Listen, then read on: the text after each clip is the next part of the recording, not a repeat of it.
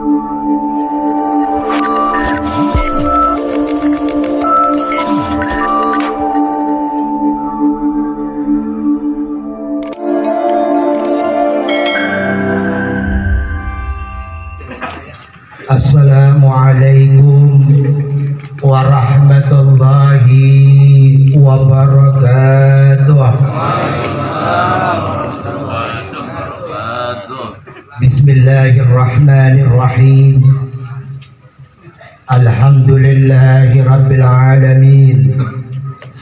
Wassalatu wassalam ala asrafil anbiya'i wal mursalin Sayyidina wa maulana Muhammadin wa ala alihi wa sahbihi ajma'in. Rabbi shrah li sadri wa yassir li amri wahlul 'uqdatam min lisani yafqahu qawli. Hasbunallah wa ni'mal wakil, ni'mal maula wa ni'man nasir. La haula wa la quwwata illa billahil aliyyil azim. Amma ba'du. Yang saya hormati sahibul bait, sahibul hajat, yaitu saudara Murdani atau disebut Bang Kimung beserta nyonya beserta istri, dan juga yang kita sayangi, yang dihitan, yang sudah dihitan, yaitu Ananda Akmal. Begitu pula saudara-saudaranya, baik dari pihak saudara Murdani maupun dari saudari istrinya, yang saya tidak sebutkan satu persatu, namun tidak mengurangi rasa hormat dan ta'zim saya. Kesemuanya yang saya tidak sebutkan satu persatu, namun tidak mengurangi rasa hormat dan ta'zim saya. Puji syukur marilah kita panjatkan kehadrat Allah Subhanahu wa ta'ala. Salam dan sholawat semoga tercurah melimpah selalu kepada baginda kita Nabi besar Muhammad sallallahu alaihi wasallam. Hadirin bapak-bapak, ibu-ibu yang ada di belakang yang saya hormati, malam ini kita diundang oleh Sahibul Bait dalam rangka tasyakuran bahwa putranya Ananda Akmal telah dihitan.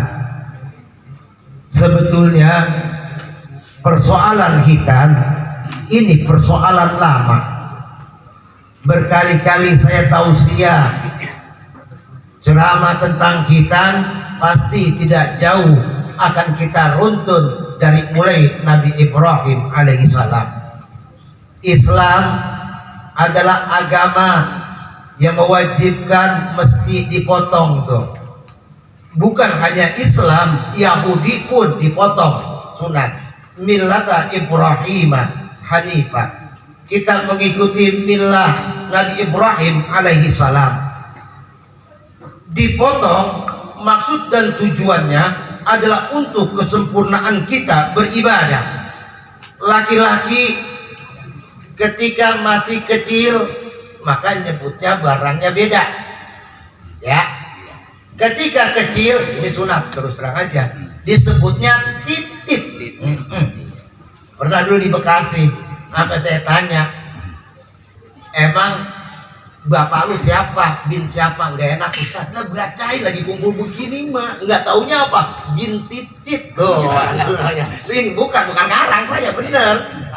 Di Kali Abang itu bener, pernah. Ya Allah, emang namanya itu.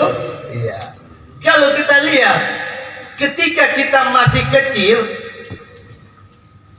itu ada kulupnya, ada ujungnya. Kalau nggak disunat, masih kecil itu masih kewer-kewer, langsung dimasukin celana. Tentu di situ ada pipis yang nyangkut di kulupnya. Kenapa Islam menganjurkan itu? Supaya bersih. Karena Allah Maha Suci, menghadapi Allah mesti berwudu. Salah satunya adalah mesti dihitan. Bahkan Imam Syafi'i ketika anak sudah balik kemudian tidak disunat, ketika dia masuk masjid kita bersentuhan dengan dia batal. Sekarang masjid rata-rata bocah-bocah mulu. Jumat aki-aki pada di luar, di dalam bocah. Terbalik kawan ya. Harinya lagi khotib ngomong sendiri. Minimal yang tua harus ngerti ketika anak berjejer. Biasanya biarin lah, emang dia pengen abdol kali. Akhirnya tuh anak-anak maju. Seharusnya ketika ada anak-anak satu diselak tuh sama yang ini. Usaha jiriki ya, sama yang tua. Supaya apa? Yang ngomong terbatas ada kita. Ini anak-anak dua, kita tengah-tengah satu. Di sini anak-anak lagi, kita tengah salah satu. Itu begitu caranya. Ini mah kita kagak biarin aja itu kita ngomong aja ngomong. Ujung-ujungnya apa? Ketika kita ibadah kita tidak khusyuk. Ada kalau misalnya bisik amat lu, kan udah nggak boleh. Ketika khutbah. Inilah makanya anak-anak mesti dipotong ketika sudah berani. Ada yang memang dari masih kecil dipotong, boleh, tapi rata-rata orang kita kagak tega. Ada yang bilang udah kalian sakit. Kalau perempuan biasanya habis lahir dipotong tuh. Kok potong? Iya, kalau nggak dipotong ada kelebihan, pakai telur dalam kegesek-gesek. Kalau kegesek-gesek ya lalu kagak tahu aja bang, emang lu bakal main itunya bang, kadang yang kecil diam lu ya. Nah makanya mesti dipotong ujungnya dikit juga perempuan, bukan hanya laki-laki. Laki-laki rata-rata di kita kalau sudah berani wajib kita potong tuh duitnya. Niatin aja insya Allah ada bang Imung ya, ada. Kalau niatin mah gampang, dari sini dari sana ketemu aja ya. Nah ini ada undang ustadz gitu banyak kan, luar biasa ini. Dia nyunatin sama undang ustadz, banyak kan ustadz ini. Inilah rasa syukur. Artinya apa? Setelah disunat, kemudian tolong ajarkan muru auladakum bis sholat, ajarkan anakmu sholat. Macam-macam. Ketika mengajarkan anaknya sholat, ada yang diajak ke masjid, ada yang diajak mendidik anaknya di rumahnya, rame-rame mendidik anaknya. Macam-macam. Pentinglah ajarkan sholat. Sebab biar bagaimanapun, ketika kewajiban kita orang tua, ketika anak kita sudah besar, sebetulnya bukan hanya inti inti daripada sunat itu. Dari sunat inilah kita akan membentuk anak yang soleh. Jangan soleh-soleha Bang Jamal ya kan nyebutnya. Udah kita amin aja kan jadi dosen lagi. Kacaunya. Menjadi anak yang soleh dan soleha kita amin. Lalu jadi dosen dua jenis kelamin, kacau. Jangan ya. Iya soleh, anak yang soleh ya. Bukan apa kalau guru kita amin sama malaikat dengar, ya. Kalau dijawab ya. Kayak gitu jangan sampai lah, jangan sampai. Yang terpenting adalah ketika kita itu adalah bagaimana kita membentuk anak yang soleh. Tujuannya apa? Nanti mempermudah kita sebagai orang tua. Ini mohon maaf, coba kita sebagai orang tua saat ini kita bayangin anak-anak kita. Orang tua bayangin anak-anak kita. Sebetulnya di dalam Islam anak-anak itu terbagi kepada 3 bagian. Yang pertama, posisi anak adalah kasih sayang. Yang kedua, posisi anak adalah musuh yang mesti kita tegas. Yang ketiga, posisi anak adalah teman. Mungkin kajian dari kita ini kita bahas agar nanti kita membentuk generasi yang soleh. Pertama, kategori anak adalah kesayangan. Umur dari berapa? Umur dari 0 tahun sampai biasanya sampai umur 6 tahun tuh. Kenapa anak kesayangan? Ketika umur 0 tahun sampai dia balita umur 6 tahun itu masih wangi, Pak. Tuh anak ngilernya masih sedap. Jadi kita punya anak nih, coba lah, saya ajak berpikir kita kembali ke anak kita. Bahkan mohon maaf, ketika kita cium itu baunya wangi aja tuh, aromanya wangi, punya khas, ciri khas bayi.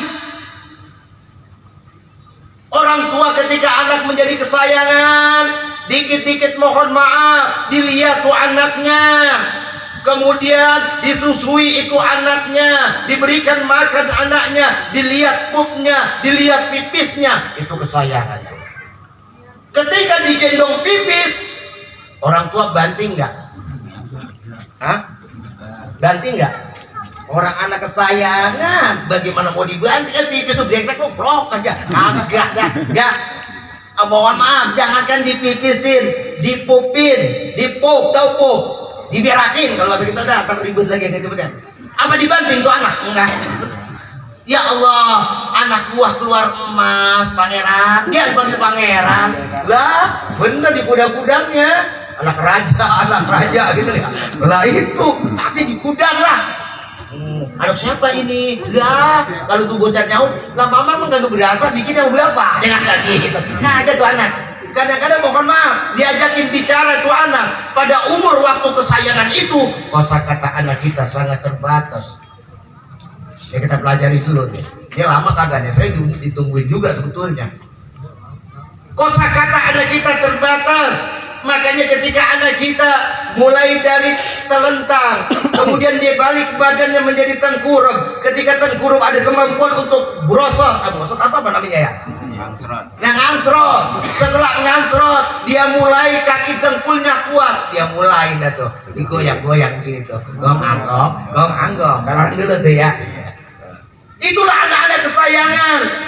Kemudian setelah lututnya kuat, ketika di tempat tidur, ketika di tembok, mulai dia berdiri merempet-rempet tembok. Ketika merempet-rempet tembok, kata yang dia hafal cuma mama. Bapak belum bisa tuh. Bapak belum bisa. Coba perhatiin, mohon maaf sekali lagi, perhatiin secara psikologis. Dia nyebutnya mama. Terus nyebut apa lagi? Mam. Sebab anak kecil apa aja dimasukin ke mulutnya secara psikologis. Jangankan kue, teh lotok juga digilatin. Mohon maaf, itu anak kecil tuh. Hati-hati makanya. Pokoknya apa aja penting. Nah disitulah baru merasakan itu anak. Ternyata apa? Dilihat itu digigit, asem. Dia gak bakal mau lagi tuh. Gak mau lagi. Ketika dicobain itu yang enak, terus. Inilah anak kesayangan. Ketika kesayangan luar biasa, saudara, ajarin kalimat-kalimat yang baik. Di situ kalau orang dulu mohon maaf ada ayunan, dia nih dibaca salat. Ya Rabbi bil Mustafa balligh maqasidana waghfir lana ma qada ya wasi'al karami. Kan gitu diajarin. Emak kita yang dulu, kalau sekarang enggak. Udah anak kecil dikasih aja HP dah. Goyangan dompret. Kan gitu Ustaz Syukruddin. Mohon maaf, ini nyata. Lah anak kan udah tahun dikasih HP, pinjam pencet. Wah, iya. Benar. Itu luar biasa, makanya kita pelajari anak kesayangan. Ketika anak kesayangan mulai kata-kata dia mulai setelah umur 2 tahun, bapaknya ngajak kenal dia bapaknya. Bapak. Diajak jalan-jalan naik motor, ditaruhnya di mana? Bukan di belakang, di depan, dipegangin dadanya. Ketika udah mulai bisa, dia megang depan motor, kemudian dia jalan-jalan. Pak, itu apa? Itu nakalanda atau sirsak. Oh, lihat lagi. Itu apa Pak? Jambu. Jambu apa? Jambu klutuk. Itu apa lagi Pak? Jambu apa? Jambu air. Itu apa lagi Pak? Jambu Semarang darah. Itu apa lagi Pak? Jambu kancing. Jambu banyak Pak. Iya. Nah, mulai itu ya. Lama-lama berapanya ketika anak mulai masuk kata-kata, dia bilang, nanya mulu. Berisik. Udah tolong tuh anak dah. Tolong. Udah. Makanya hati-hati nih belajar anak kesayangan nih. Jangan tuh nanya mulu dah, berisik banget. Akhirnya anak kagak nanya-nanya. Ketika ditanya ono apa, nggak tahu. Jadinya tolong. Harus berapa kata yang harus dikuasai ketika umur balita itu. Ujung-ujungnya apa? Mulailah dia main keluar lingkungannya. Keluar lingkungannya, tiba-tiba pulang dari rumah ada kakaknya, gua abok lo, gua tabok lo. Lah abang dari mana nih? Mulai itu dicontek-contek. Makanya apa? Ketika masih dalam posisi anak kesayangan, hati-hati kita bicara. Ketika hati bicara, artinya apa? Orang tua pertama kali ditiru oleh anak kita. Omongan kita yang kasar ditiru oleh anak kita yang masih kasar. Pasti itu seperti itu. Inilah anak kesayangan. Kemudian nanti anak menjadi musuh kita. Itu umur berapa? Setelah balik. Bahkan di sekolahan saja, ketika dia masuk sekolah, udah masuk PAUD, TK, kemudian apa? Udah gak percaya sama emak sama bapaknya. Apa dia bilang? Kata mamanya, kata bundanya begini. Nah enggak, kata bu guruku enggak begitu. Mulai dari kosa katanya berubah. Kamu. Nah begitu, coba lihat anak kita. Perhatiin. Tolong perhatiin. Ayo sedetil mungkin untuk mencetak generasi yang soleh. Ngomong udah kamu dah ngomongnya. Ya udah mulai action dah. Mulai action. Itu kalau anak yang cerdas. Kalau anaknya nggak cerdas, buktiin nanti. Ketika masuk PAUD, nangis mewek seminggu. Nah itu berarti pertanyaan lo yang ngajar anak lo. Nggak berani dia menghadapi situasi ketika berhadapan dengan manusia lain, teman-teman yang lain. Itu berarti ada kesalahan tuh. Kenapa seperti itu? Dirinya minder. Kenapa? Ya tadi gara-gara anak nanya kita stopin. Ya hati nih, lihat. Otak anak itu luar biasa nih. Allah berikan otak. Otak manusia mohon maaf berbagai macam. Ada otak kanan, ada otak kiri, ada otak kecil, ada orang otak depan, ada otak belakang. Fungsinya masing-masing tuh secara psikologis. Allah memberikan, makanya sel-sel otak ini miliaran sel saudara yang tiap hari bekerja nih. Jika sel ini nggak bekerja di otak kita, di kepala kita, ujung-ujungnya koslet. Kalau koslet ya udah dah kayak begitu dah, bisa stroke, bisa jadi gila. Nah inilah makanya kita pelajari. Ketika anak kita masuk PAUD, mulailah anak kita menjadi musuh. Kapan itu? Ketika dia balik. Ketika dia ada kepuasan, anak kita akan protes, anak kita akan melawan. Disitulah penentu anak kita. Jika saat itu bengkok, kesonohnya tuanya akan bengkok. Maka didik agama. Kadang-kadang mohon maaf nih, ini ada kejadian. Ini kisah nyata. Seorang bercerita punya anak 3. Satu yang anak pertama laki-laki, kemudian yang kedua anak laki-laki, yang ketiga anak perempuan. Ini jadi orang tua mohon maaf, jangan milih-milih anak saudara. Anak adalah anak kita, sayang semua. Pada kenyataan mohon maaf ada bapak yang gede-gede anaknya ada. Jangan. Padahal orang tua saya yakin semua anaknya disayang kok. Nggak ada yang nggak disayang. Tapi ada juga saudara, ini kejadian ya, hati-hati saudara. Kenapa? Dia nggak suka kepada agama. Ini kejadian. Ketika masuk madrasah, adiknya masuk SD, cuman beda 2 tahun, tiga anak itu. Suatu hari di madrasah kagak lulus, bukan nggak lulus, nggak naik, rapotnya jelek. Kenapa pada waktu itu? Ini orang dia punya sejarah dulu, ketika dia nikah dia masih kerja serabutan. Kemudian dia kuliah, setelah kuliah punya anak kedua, barulah dia kemudian kerja di BUMN, Badan Usaha Milik Negara. Perusahaannya apa saya nggak buka. Kemudian dengan ekonomi yang luar biasa meningkat, rumahnya bukan di kampung lagi, kompleknya yang bagaimana? Elit. Itu tuh anak ketika dilihat rapotnya nggak naik, tuh anak yang madrasah dijiwir habis sampai nyeringis, sampai nangis. Bapaknya kurang puas lagi, tuh anak ketika itu bapaknya masuk ke kamar, dipukul pakai pukulan, 2 tali nyamuk, setulung nyamuk, ada kan tuh ya? Masya Allah rakyat, rakyat dari kaki sampai badannya saudara. dibilang anak tolol, anak dungu di hadapan adik-adiknya saat itu. Kalau kita digituin saudara, kita kadang-kadang mohon maaf nih, kita orang tua jangan sekali-kali kita ngomong lu bagaimana sih abang, adek lu no, lah lu mau begitu, kalau udah dikata begitu jatuh mental kita. Jangan ya. Kalau ngajarin sekarang bahasanya yang enak lah. Ketika anak menjadi musuh, jangan apa dibilang lu bagaimana sih, lihat tuh adik kamu, lihat yang lain, kok kamu seperti ini. So, kalau udah dibanding-bandingkan, Masya Allah, jangan ini mengganggu psikologis anak kita, perkembangan kejiwaan anak kita. Sekali lagi, akhir itu dia diem, ngeringis nangis, ibunya nggak kuasa. Emang ibunya orang yang soleha, nggak bisa ngelawan suaminya.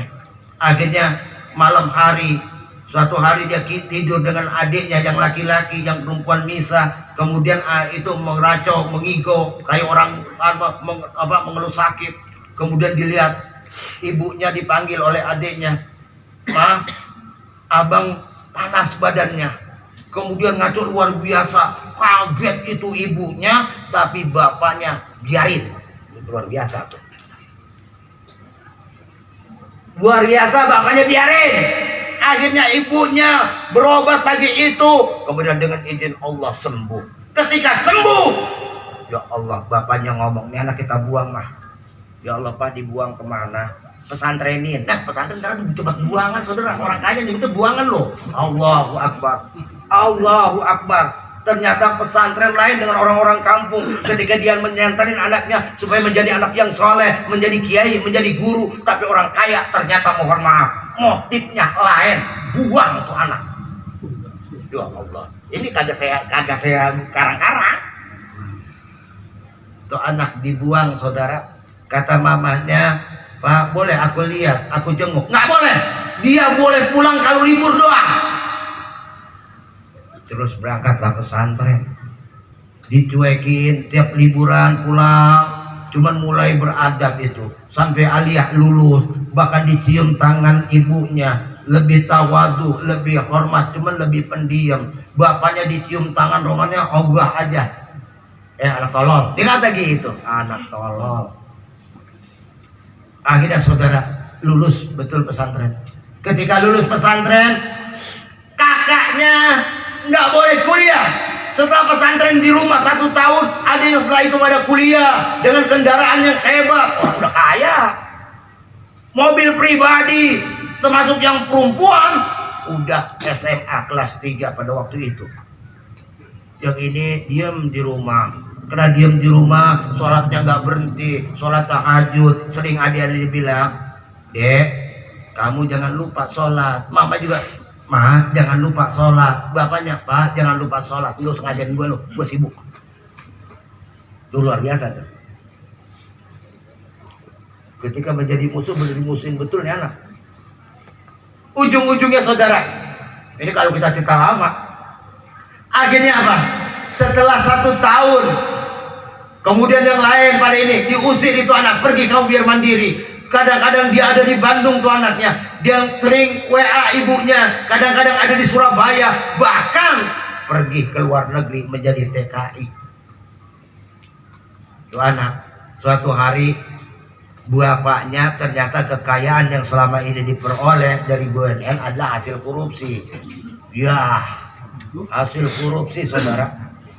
Akhirnya apa? Barang yang bertahun-tahun dikumpulkan, habis, ludes semua. Rumahnya disita, kendaraannya diambil, ujung-ujungnya ngontrak. Anaknya yang tadinya kuliah dengan mobil jet set, ketika bapaknya masuk TV, anak malu ogah kuliah, mobil kagak ada, ngontrak saudara tuh. Bapak di penjara. Yang nengok siapa? Yang tadi digoblok-goblokin oleh bapaknya. Apa dia bilang? "Pak, ini sudah menunjukkan bahwa kehormatan yang kita cari bukan nilai kehormatan dari manusia. Kehormatan yang kita peroleh hendaknya kehormatan dari Allah.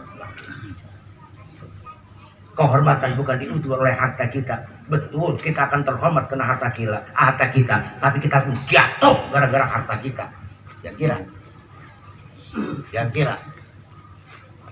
Jangan kira sekali lagi. Akhirnya apa? Tuh bapaknya diajarin sholat, udah bapaknya kalau udah begitu kan malu, untuk hipertensinya naik kan, darah tinggi. Terus diajarin tuh sholat oleh anaknya, ternyata apa? Anak yang dia sia-siakan, membahagiakan dia, memberikan support, mengajarkan ilmu makrifat kepada Allah Subhanahu wa Ta'ala. Pulang kerja dari luar negeri, duitnya banyak, akhirnya dia bikin rumah. Lalu siapa yang menolong dia? Anak yang dianggap tolol, anak yang dianggap bodoh. Hati-hati saudara. Ketika anak menjadi musuh, memang penentu di situ. Kalau bengkok, kalian ketuanya kan bengkok. Makanya ajarkan agama. Sebengkok apapun dia, dibang nikung doang, ngatret lagi balik kanan. Nggak percaya. Banyak. Ajarkan agama saudara. Penting itu saudara. Jangan dibangga-banggain ilmu pengetahuan. Emang semua dalam agama ilmu pengetahuan semua. Quran bicara kok tentang angkasa raya, tentang langit dan bumi, tentang biologi, tentang fisika, tentang mohon maaf susunan tata surya yang ada. Kita aja belum sanggup bukanya. Ya ma'syarul jinni wal insi, kata Allah dalam surah Ar-Rahman. Jika kamu hai golongan jin dan manusia, jika kamu tembuslah illa bisultan, dengan ilmu pengetahuan. Nur dengan cahaya kita bisa nembusnya. Sekarang masalahnya mati, hati kita mati, cahaya kita mati, bagaimana tembus? Ilmu kan nurun, cahaya. Ilmu nurun. Ulama sekali lagi mohon maaf, ulama cuma wasilah, ulama cuma sarana. Tapi hormatin ulama, sebab ilmu pada dasarnya datang dari Allah. Apa gunanya ayat alamal insana ma lam ya'lam? Mengajarkan manusia apa yang dia tidak tahu. Kalimatnya al-insan, bukan anas, bukan bani Adam, bukan abdul, tapi alamal insana ma lam ya'lam. Tolong dikaji dah. Tolong dikaji. Guru cuma wasilah, tapi wajib hormat kepada guru. Sekali lagi, kenapa wajib hormat kepada guru? Guru udah tahu ilmunya, kemudian ditransfer karena ilmu itu berdasarkan cahaya. Ditransfer pak, jangan kira kagak. Orang jangan khawatir, misalnya bodoh nih, tiba-tiba gurunya ridho kepada muridnya jadi orang pinter. Gak cahaya, yakin deh, yakin. Karena ilmu nurun, di dunia masih ada ilmu laduni. Ilmu nubuah udah nggak ada ketika Rasulullah ditutup, udah anbiya wal mursalin. Sekarang yang berjalan ilmu laduni. Apakah ada? Ada. Dari awal juga ada ilmu laduni. Seberapa banyak orang yang kawin ada yang belajar dulu? Kagak. Ya kan? Nah sunat itu tujuannya begitu. Apa ketika kita tujuannya apa? Supaya kita ini bersih. Kan laki-laki kagak mulai tegang begini aja Ustaz Yusuf. Lah kagak ya. Apalagi yang tua dimainin dulu. Jadi kelancopan dah ngomongnya. Iya, kagak begini mulu. Kecuali yang muda ada lawannya baru begini. Ya Ustaz dia. Nah iya, kalau kagak ada lawannya mah begini mulu. Ya repot kita. Dia repot. Mohon maaf kita lihat di situ ya. Ini sunat. Nah, itu ya kayu sunat. Kita bicara sunat. Artinya kembali lagi. Ini menciptakan coba anak. Bukankah dalam kitab Akhlakul Banin kita diajarkan oleh guru-guru kita? Biasa dimulai dengan kalimat aulad bukan dengan kalimat pokoknya hai anak-anak yang beradab gitu, ada abu gitu ya, hai anak-anak yang beradab. Nanti itu diterangkan tuh kalau anak ketika jadi musuh, pohon ibarat masih kecil, kalau masih kecil bengkok masih bisa kita lurusin Ustaz, entah pakai kawat, entah kita ganjel pakai bambu. Iya, ayuhal adibu, bener. Hai anak-anak yang beradab, udah tua. Dulu kita diajarin, ya ayuhal adibu, hai anak-anak yang beradab tuh. Nanti anak-anak kita tuh ibarat kalau masih muda, bengkok masih bisa dilurusin pakai kawat. Tapi kita tunggu sampai besar, bengkok pohonan bisa dilurusin. Lo kampak, lah susah. Lalu lu belokin yang udah bengkok udah tua lah, badan lu yang ngulet. Nah, badan manusia mah jangan makan disombong, sama cecek aja kalah. Abang sombongin sama cecek aja kalah lu. Cecek jatuh dari atap rumah, plok aja tarik lagi. Manusia jatuh dari atap rumah, ringsek. Iya lu makin jangan sombong manusia mah. Sama cecek aja lu kalah sebetulnya. Apa yang lu sombongin? Mohon maaf nih. Artinya saudara, mari anak kita bentuk ketika anak kita jadi musuh. Mesti kita ingatkan pun bukan melalui mulut, tapi apa? Melalui kelakuan kita orang tua. Sebab anak adalah cerminan diri kita. Lu nyolong orang duit orang tua lu, pasti mati lu nanti dicolong duit lu sama anak lu. Nggak usah marah, taubat. Kalau orang tua lu meninggal, datengin ke kuburannya, Mbak, duit bapak saya ambil, jadi anak saya kena ngambil. Lah udah, introspeksi diri. Jangan pakai sok. Tiba-tiba apa merasa dirinya benar? Enggak. Lihat dulu diri kita, anak cerminan kita nih. Kalau kita melusir, yang terakhir saudara, anak untuk menjadi anak yang soleh, anak itu nanti jadi teman kita. Kalau sudah nikah, ada apa-apa kita runding sama anak. Bagaimana pendapat lo? Bagaimana ini lo? Nah itu udah temen anak kita tuh. Udah Mbak nggak punya apa-apa, belum umroh, saya umrohin Mbak. Dah kan enak. Nah udah mak lu aja umrohin. Kagak dua-duanya, ini mah dua-duanya. Aduh, masa dua-duanya kapan besok? Udah tenang aja. Pokoknya udah biar tinggal berangkat. Kan enak begitu. Sedap itu hasil siapa? Hasil kita. Jangan berharap kalau anak nggak diajarkan agama, nggak diajarkan ma'rifatullah, akan tahu berbakti kepada orang tuanya. Enggak, saudara. Jangan harap. Apalagi teknologi saat ini sudah canggih. HP ada di hadapan kita. Macam-macam tuh kita ketik, salah ketik aja, Masya Allah. Lah kan kita ngontrol anak kita 24 jam. Sampai ngontrol anak 24 jam. Lah iya, kalau ngerti agama, pada satu saat dia akan kembali kepada nilai-nilai keagamaannya. Dia ada pengawasan Allah Subhanahu wa taala. Ini maksudnya saudara Ananda Akmal nih, Bang Kimung, tolong, anak adalah amanah kita. Sedap atau tidak sedapnya kehidupan anak kita tergantung orang tuanya, Bang Kimung. Sekali lagi ya, pelajaran buat Rauf juga, jangan galak-galak sama anak. Kalau anak salah, lihat dulu, saya juga begitu, lalu begitu, lu anakku suruh bener aja kan kacau. Benerin diri kita dulu, sebab akhlak itu dari atas ke bawah, bukan dari bawah ke atas. Begitu juga guru dulu terapkan akhlaknya, terapkan tasawufnya.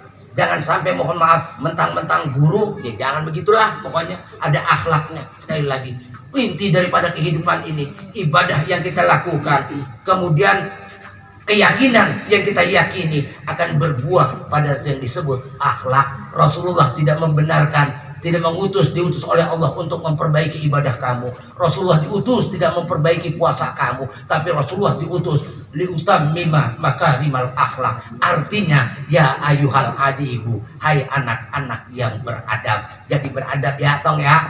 Ya, mukul apa namanya? Hadroh. Kan baca tadi Ustaz Khali kan enak buat bacanya. Ya Sayyidi. Kan gitu. Ya Allah, ya Sayyidku, ya Rasulullah. Kalau kita ngerti nangis saudara kita.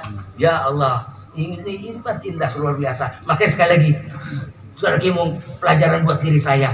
Saya adalah manusia, tapi saya belajar dari anak saya. Jika apa yang dilakukan anak saya pernah lakukan, saya peluk anak saya.